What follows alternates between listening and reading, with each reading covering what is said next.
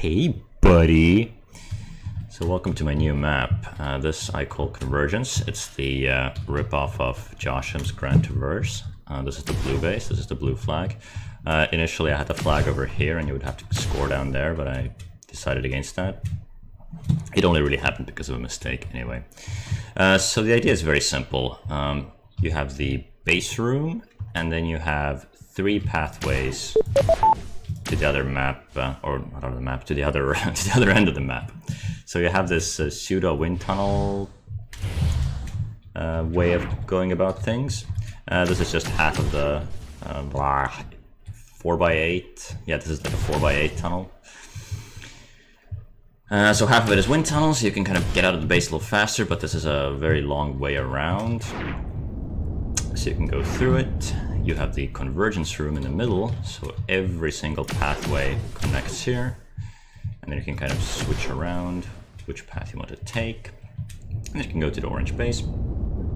Everything is pretty much symmetrical apart from a couple of those decals, which is, you know, whatever. So we have the flag. The shortest way to the enemy base is through this dangerous tunnel. It's not particularly tall. I think this is just default segment height, but it obviously has lava on the ground and it's easily splashable, and you can just fill this tunnel with a lot of stuff very easily. I also try to add a little bit of color coding, so I think it's close enough. You can tell that, okay, this is the blue side. Take it back, and boom, you score. The map isn't particularly large, but I think it's big enough for actually like a 4v4, even a 5v5. I mean, we'll see, but I think 3 pathways is big enough. Also, something to note is that these 2 pathways are actually connected here, so you can do some mind games, switch things up a bit if you want to. You can also take cover in these little nooks and crannies. And an interesting thing that I found is you can do a very, very long range shot, basically almost from one base to the other. But this obviously doesn't work with the other pathways, so we'll see how it works. But I think, yeah, the important thing about this map is that there is a middle room where all the pathways connect to, so that it's possible to intercept the flag carrier if they grab the flag and you know, manage to turn the first corner. You know, it's not lost yet.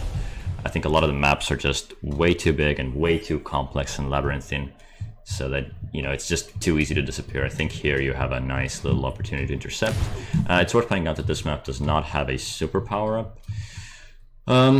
Devastators have a very low chance of spawning, but they do have a chance of spawning. I kind of like to have them in. I think it's just sometimes kind of fun to get like a Devastator and get a bunch of kills with it. It is a little bit random, it's a little bit swingy, but you know what? Whatever. I don't think CTF is all that competitive.